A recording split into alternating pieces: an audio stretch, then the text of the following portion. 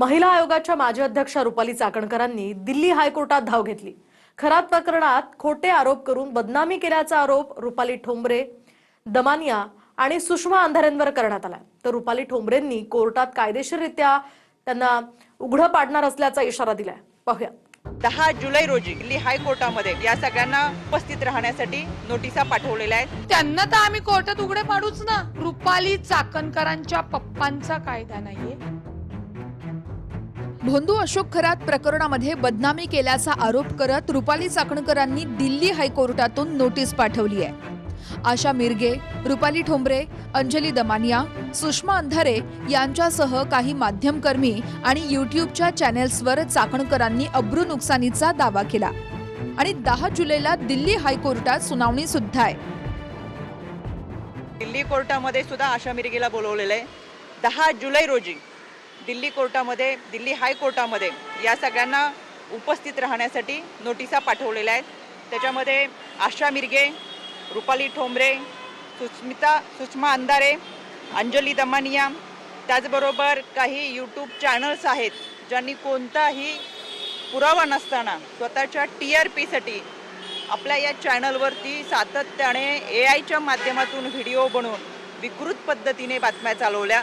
कोणताही पुरावा नसताना सातत्याने आरोप केले होते आणि या सगळ्यांमध्ये जवळजवळ 3-3.5 महिन्याचा कालावधी लोटलाय।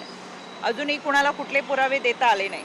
परंतु त्या जाणीवपूर्वक जे दाखवतायत की मी दावा दाखल केलाय, कोणते पुरावे आम्ही सिद्ध करू शकले नाही। आम्ही पुरावे सिद्ध करण्यापेक्षा तुम्ही निर्दोष आहात हे दाखवलं नाहीये। तुम्ही त्या ज्या काही पत्रकाराला धमकावलेलं त्याचं तर रेकॉर्ड आहे। माफीनामा तुम्ही घेतला की राज्य महिला आयोगाचा काही संबंध नसताना तुम्ही फक्त भोंदू बाबाला, अशोक खराताला वाचवण्यासाठी जे काही गोष्टी केल्यात त्या तुम्हाला पुराव्याने दाखवायच्या आहेत। त्यांना तर आम्ही कोर्टात उघडे पाडूच ना। कारण का चोर तर चोर आणि वर शिरजोर आहे। त्यांना असं वाटतं की मी दिल्ली हायकोर्टात का टाकली। तुम्हाला सांगते, मिरगे घाबरल्या पाहिजे, अंजली ताईंना फेऱ्या पडल्या पाहिजेत, सुषमा ताईला फेऱ्या पडल्या पाहिजेत, पण एवढा कायदा तकलादू नाहीये। रुपाली चाकणकरांच्या पप्पांचा कायदा नाहीये, तुमच्या आमच्या बापाचा म्हणजे डॉक्टर बाबासाहेब आंबेडकरांच्या संविधानानुसार कायदा चालतो। महिला आयोगाचे अध्यक्ष असताना महिलांचं लैंगिक शोषण करणाऱ्या अशोक खरातला मदत केल्याचा आरोप चाकणकरांवर झाला।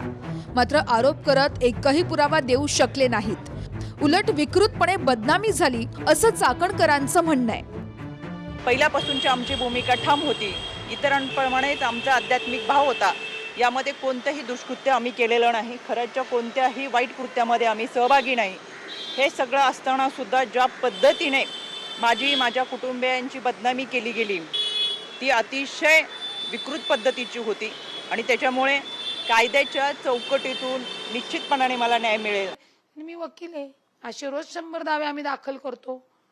समोर येऊ, कोर्टाने असं सांगितलंय का हा रुपाली चाकणकर तुम्ही निर्दोष आहात, तुम्ही अशी याचिका करू शकतात, हो या जे काही तुम्ही ऍप्लिकंट दिलेत आशाताई मिरगे यांना शिक्षा, रुपाली पाटील ठोंबरे यांना शिक्षा नाही ना।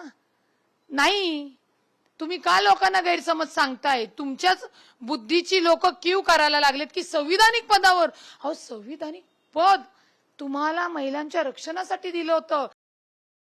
नोटीस का पाठवणार, कशासाठी पाठवणार? मी त्यांची बदनामी झाली, बदनामी माझी झालेली असते। सॉरी, अच्छा, अब्रू नुकसान म्हणायचंय का चाकणकरांचं? असू दे बाबा, काय बोलणार आता, जाऊ दे, नो कमेंट्स। ठीक आहे, let us see what will happen. जे काही होईल ते आपण बघूया। दिल्लीला जाऊन त्यांनी जे सिव्हिल डिफेमेशन सूट केलंय आमच्या सगळ्यांवर, त्याचं खरं तर मी स्वागत करते आणि खरं तर याची त्यांना अद्दल घडून कोर्टाने त्यांना फाईन केलं पाहिजे अशी याच्यासाठी, आणि याच्यावर आम्ही लढणार आहे, मी तरी नक्कीच। महाराष्ट्रातही हायकोर्ट आहे, पण मुंबई हायकोर्टात धाव न घेता रुपाली चाकणकरांनी दिल्ली हायकोर्टात धाव घेतली। आता ही सुनावणी दिल्लीतच चालेल की मुंबई हायकोर्टात वर्ग होईल, यावरूनही युक्तिवादाचे संकेत रुपाली ठोंबरेंनी दिलेत। पण तुर्तास तरी 10 जुलैला दिल्लीमध्ये पहिली सुनावणी आहे। पुण्याहून लक्ष्मण जगतापसह दीपक कापरेसह कृष्णा सोनारवाडकर, TV9 मराठी, मुंबई.